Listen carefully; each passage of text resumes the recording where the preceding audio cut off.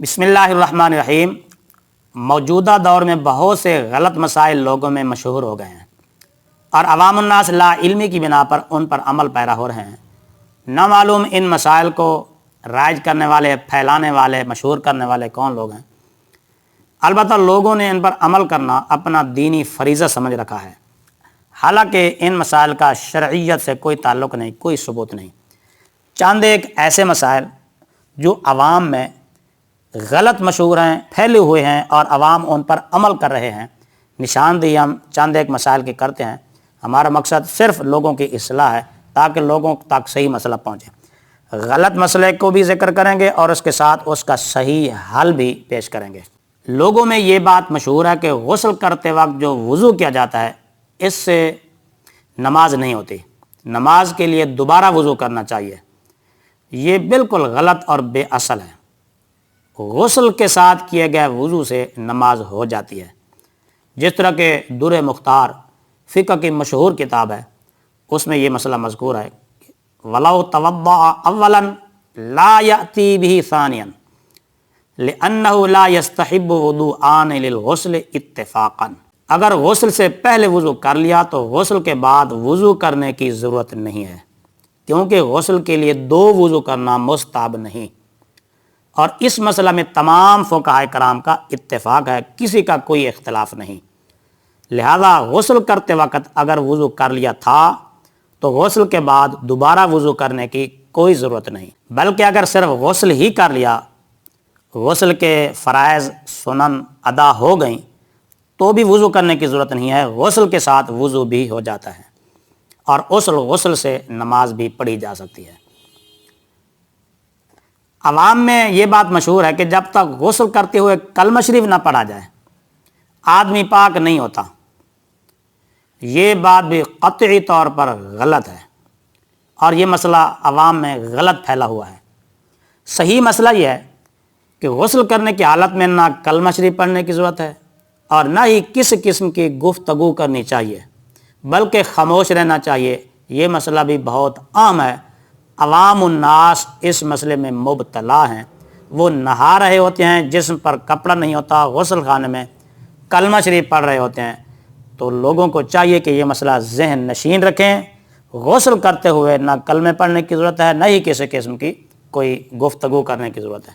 اور اسی طرح لوگوں میں یہ بات بھی مشہور ہے کہ پلید کپڑا یا کوئی برتن دھوتے ہوئے بھی کلمہ شریف جب تک نہ پڑھا جائے تو وہ کپڑا یا برتن پاک نہیں ہوتا، تو یہ بھی مسئلہ غلط ہے۔ صحیح مسئلہ یہ ہے کہ کسی بھی چیز کو دھونے کے لیے، پاک کرنے کے لیے کلمے کا اس سے کوئی تعلق نہیں ہے۔ دھونے کی شرائط اگر پوری پائی جائیں، صحیح طریقے سے وہ چیز پاک کر دی جائے، دھو لی جائے تو وہ پاک ہو جاتی ہے، کلمہ شریف پڑھنے کی ضرورت نہیں ہوتی۔ البتہ ہاتھ، برتن، کپڑے دھونے کے لیے اطمینان قلب کے لیے اگر کوئی آدمی کلمہ پڑھتا ہے تو پڑھنے میں حرج بھی نہیں، لیکن غسل خانے میں نہاتے ہوئے کلمہ پڑھنے کی اجازت نہیں ہے۔ جاہلوں میں یہ مسئلہ بھی بہت مشہور ہے کہ زچہ یعنی وہ عورت جس کا بچہ پیدا ہو، چلے تک یعنی 40 دنوں تک وہ پاک نہیں ہوتی، لہذا وہ 40 دن تک نماز نہیں پڑھ سکتی، حالانکہ یہ مسئلہ بھی بالکل غلط ہے۔ صحیح مسئلہ یہ ہے کہ اگرچہ نفاس کی مدت یعنی بچہ پیدا ہونے کے بعد جو خون آتا ہے اس کی مدت زیادہ سے زیادہ 40 دن ہے، لیکن اگر یہ خون نفاس پہلے ختم ہو جائے تو اسی وقت عورت غسل کر کے نماز شروع کر دے۔ اگر غسل کرنے سے بیماری کا اندیشہ ہو یا بیماری کے بڑھنے کا اندیشہ ہو اور فوری طور پر غسل نہیں کیا جا سکتا اور خون رک گیا، ختم ہو گیا، تو چلت تک کا انتظار نہ کرے بلکہ تیمم کر کے نمازیں شروع کر دے۔ یہ مسئلہ فقہ کی تمام معتبر کتابوں میں موجود ہے۔ لوگوں میں یہ مسئلہ بھی مشہور ہے کہ سطر کو یعنی شرمگاہ کو دیکھنے سے وضو ٹوٹ جاتا ہے۔ یہ مسئلہ بھی غلط اور بے بنیاد ہے۔ صحیح مسئلہ یہ ہے کہ نہ اپنا سطر یعنی نہ اپنی شرمگاہ دیکھنے سے وضو ٹوٹتا ہے، نہ کسی دوسرے کی شرمگاہ دیکھنے سے وضو ٹوٹتا ہے۔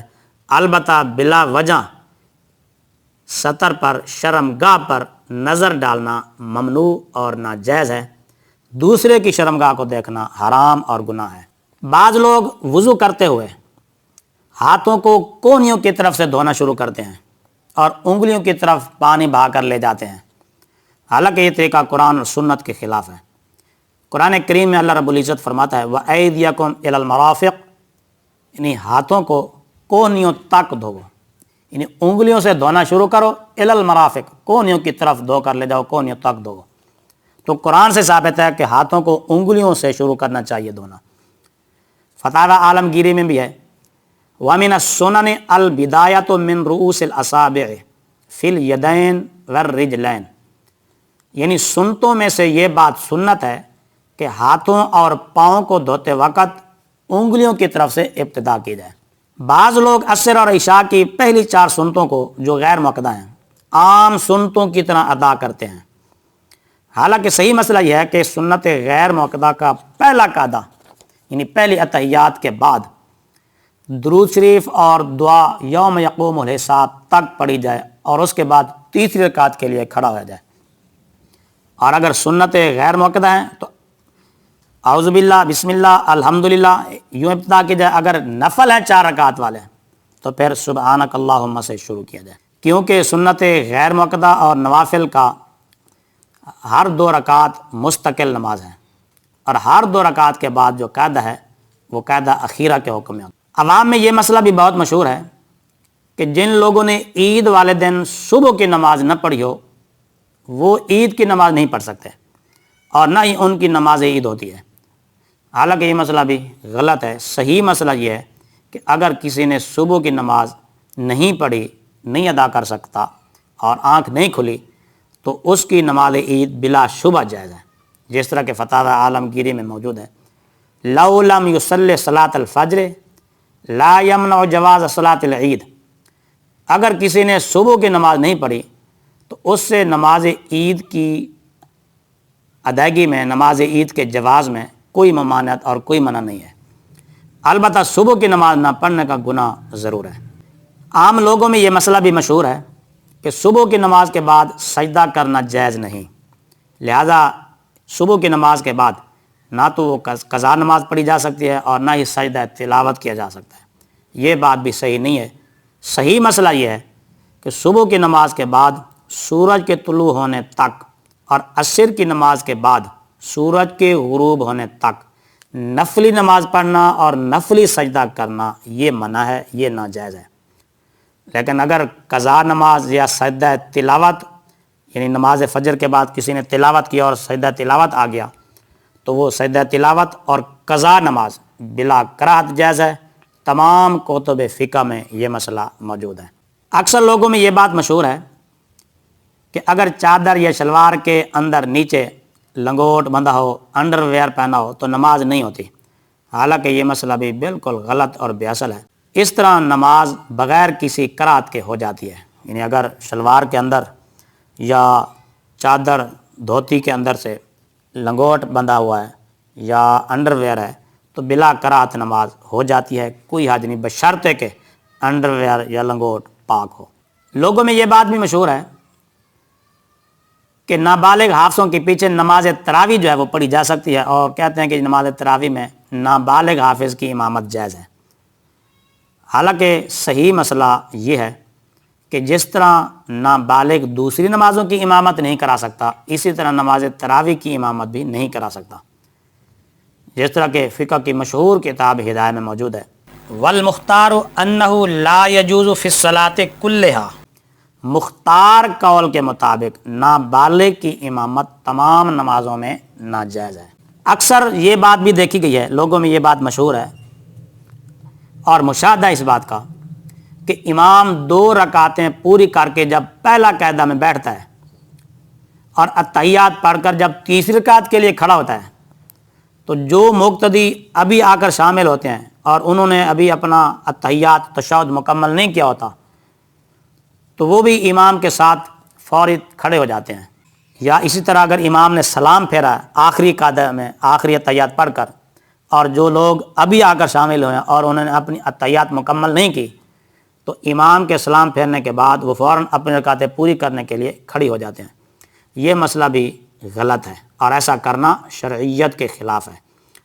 صحیح مسئلہ یہ ہے کہ مقتدیوں کو اپنی اتحیات پوری کر کے کھڑا ہونا چاہیے، جس طرح کہ فتاوی عالمگیری میں یہ مسئلہ صراحتاً موجود ہے کہ قام الامام قبل ان یتم المقتدی او سلم الامام فی آخر صلاۃ قبل ان یتم المقتدی التشہد فالمختار ان یتم التشہد، یعنی امام مقتدی کے تشہد پورا کرنے سے پہلے کھڑا ہو گیا یا امام نے آخری قعدہ میں مقتدی کے تشہد پورا کرنے سے یعنی التحیات مکمل کرنے سے پہلے سلام پھیر دیا، تو مختار اور صحیح مسئلہ یہ ہے کہ مقتدی تشہد کو پورا کر کے کھڑا ہو۔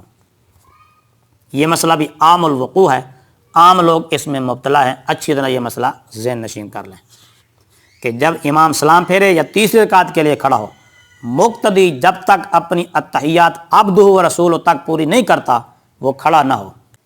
یہ مسئلہ بھی عوام میں پھیلا ہوا ہے اور مشہور ہے کہ اگر امام فرض نماز کی قرات میں بھول جائے تو مقتدی لقمہ نہ دے، کیونکہ وہ سمجھتے ہیں کہ فرضوں میں لقمہ دینا منع ہے۔ تو یہ بات بھی بالکل غلط، بے اصل اور بے بنیاد ہے۔ صحیح مسئلہ یہ ہے کہ جس طرح مقتدی نماز تراویح میں امام کو لقمہ دے سکتا ہے، اسی طرح فرض نمازوں کی جماعت میں بھی لقمہ دے سکتا ہے۔ فتاوی عالمگیری میں یہ مسئلہ موجود ہے۔ الصحیح انہ لا تفسد صلاۃ الفاتح حالا ولا صلاۃ الامام لو اخذ منہ علی الصحیح، یعنی صحیح مسئلہ یہ ہے کہ کسی حال میں بھی نہ لقمہ دینے والے کی نماز فاسد ہوگی اور نہ ہی لقمہ لینے والے امام کی نماز ٹوٹے گی، صحیح قول کی بنا پر۔